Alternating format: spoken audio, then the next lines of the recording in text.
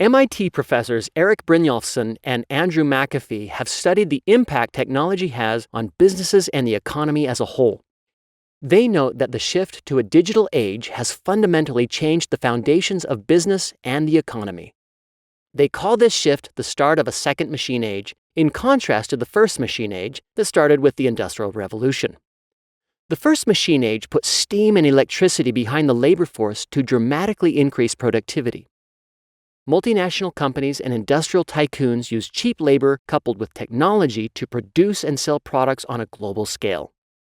Advanced labor management, operations, and shipping ensured the flow of products to global markets and vast fortunes to the businesses behind its trade.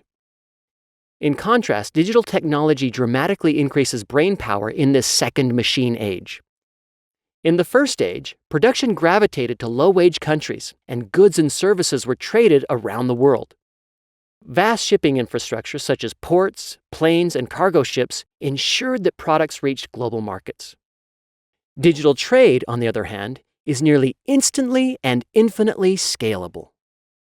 The marginal cost of software products are basically zero. In other words, every copy after the original costs almost nothing. The WTO, or World Trade Organization, highlights that the barrier of geographical distance is no more. Consumer choices are no longer restricted by and limited to the goods found in local stores or in nearby towns. E-commerce platforms provide customers with access to world markets in real time. Likewise, producers can reach consumers for the supply of goods and services almost instantly, and in ways that were previously unimaginable, all thanks to new technologies. In the first age, the control of material products was overseen by a country's customs offices that monitored and often taxed, think tariffs, its movement across borders. The World Trade Organization and other trade bodies provided a forum for handling disputes and worked towards more open trading markets. An extensive harmonized system of codes made it possible to classify every type of good globally. The codes for tennis shoes, leather uppers, and rubber soles were the same everywhere around the world. The control of digital trade is much more problematic. A piece of software, a music video, or a piece of code doesn't flow through a customs office. As the OECD notes, underpinning digital trade is the movement of data. Data is not only a means of production, it is also an asset that itself can be traded, and a means through which global value chains are organized and services delivered. Data is also at the core of new and rapidly growing service supply models such as cloud computing, the Internet of Things, and additive manufacturing. I would say things and times have changed. Data has become the most important, and it's actually the foundation of digital trade. Data has become more and more important in the production of a lot of services that we consume. And again, remember, services is virtual. So we're talking about music. Music streaming has become very important in today's world, the changing generation. So the transfer of music from one country to the next, streaming of music, that's digital trade, that's movement of data. So going back to your original question, what is digital trade? It is a movement of virtual goods, services, and data across borders.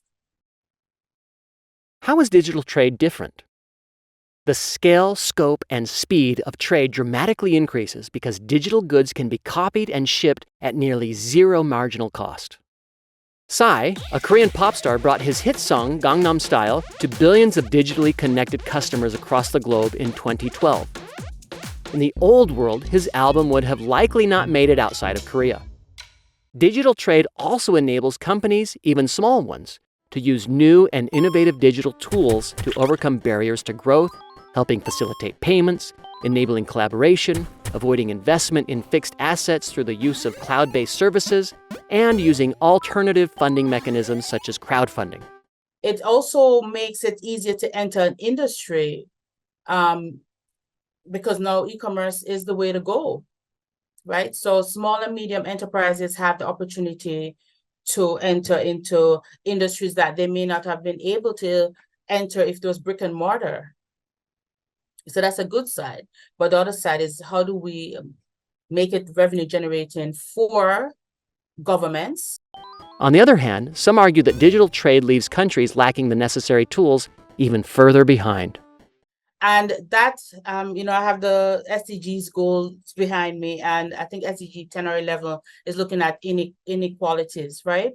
And low to middle income countries, there are a lot of them that don't have, maybe 20% of their economy have access to internet, right? I know that the International Telecommunications Union is working on that. They have actually created a database that shows you each country's interconnectivity, which is very important. The shift to digital creates new governance challenges for international trade and investment. Several governments have scrambled to enact policies that govern the sending of personal data across borders. An EU regulation known as the General Data Protection Regulation, for example, limits the capture and sending of personal data and provides stiff penalties for violators. The EU fined Meta a whopping $1.3 billion for unallowed data transfers between the EU and the US. While digital trade is still evolving, it is clearly a new world of trade. So digital trade is here to stay. It's not going away. So as policymakers, as educators, as country presidents of countries, prime ministers of countries, ministries of trade, international trade, and economy, it's going to be here. So a number of things that we're going to have to look at. How can we tap into the movement of virtual goods and services and data as a revenue generating activity for countries? How do we put in place regulations or a regulatory framework for digital trade? What does that look like, given that we have so many moving parts, so many enablers or drivers for digital trade that in itself has its own regulations, legislations, and policies? How do we deal with breaches? As Andrew McAfee noted, digital technologies are doing for human brain power what the steam engine and related technologies did for human muscle power during the Industrial Revolution. They're allowing us to overcome many limitations rapidly and to open up new frontiers with unprecedented speed. It's a very big deal, but how exactly it will play out is uncertain.